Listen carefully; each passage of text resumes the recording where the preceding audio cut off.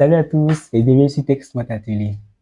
Dans cette vidéo, nous allons voir comment mesurer les accélérations linéaires et angulaires avec le module MPU6050. Alors, avant de parler du code, nous allons voir le schéma de montage qui est un schéma très simple. Alors, le module MPU6050 dispose de 8 broches.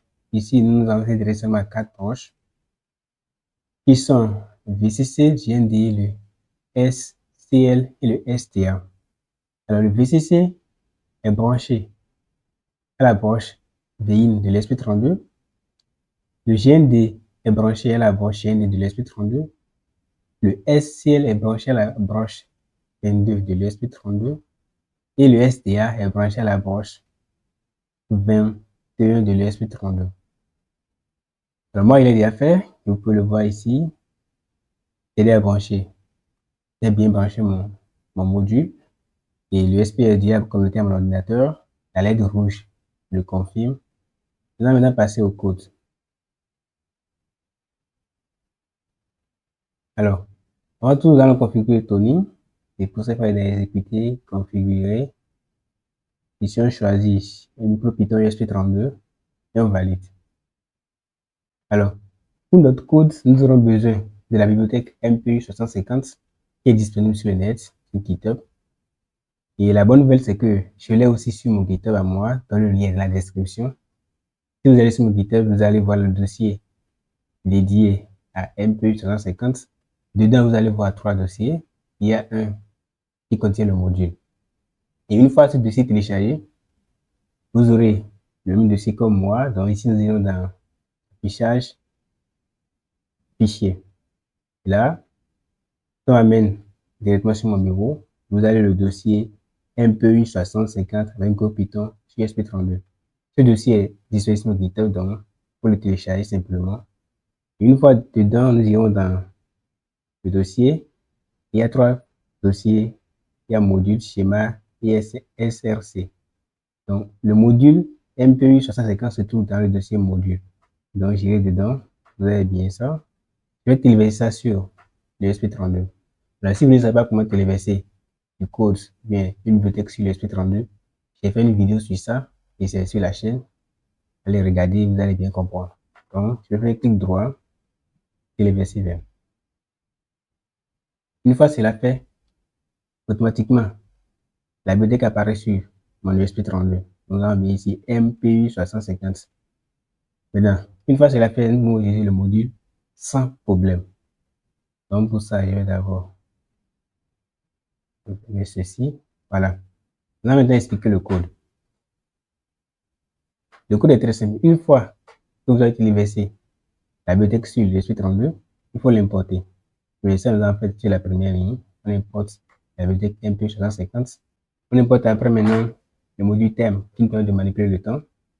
Après cela, on va créer une instance de la classe MP6050 et c'est ça qui va nous permettre après d'appeler les méthodes pour pouvoir mesurer les accélérations.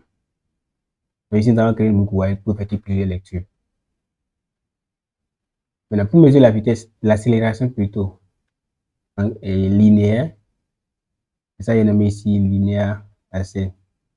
Donc il faut appeler la méthode read accel data.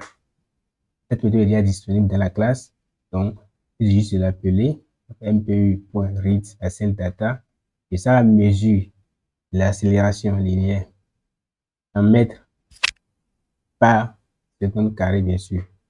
Voilà. Et après, après la mesure, nous allons récupérer les composantes X, Y et Z, juste en faisant on appelle notre variable et en passant la clé X, après la clé Y et après la clé Z.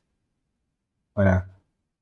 Nous devons préciser que la méthode read accel data renvoie au fait additionnel. Ici, nous avons des clés et à chaque clé est associée une valeur. Donc, pour récupérer ces valeurs, qui sont les composantes ici, il faut juste utiliser les clés, voilà, comme ceci, et on les récupère. Après cela, on les affiche. On a print A, Y, A, Z. Ça, c'est l'accélération linéaire. Maintenant, pour l'accélération angulaire, on utilise la méthode Reed-Shiro-Data. Voilà, donc on l'appelle aussi dans une variable Angular Hassel.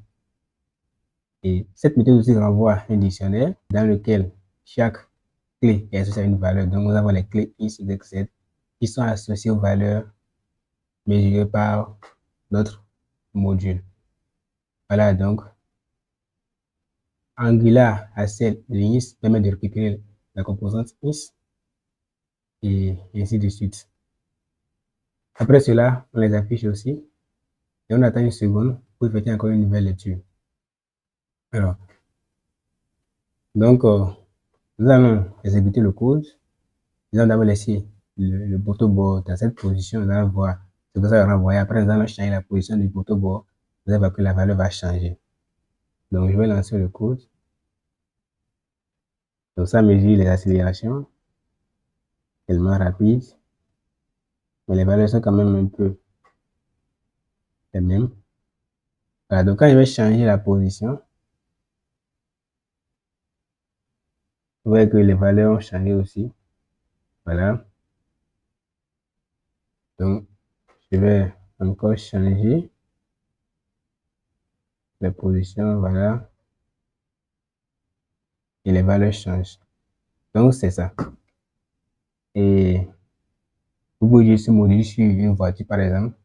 Ça vous permet de récupérer en temps réel les accélérations linéaires et angulaires de la voiture.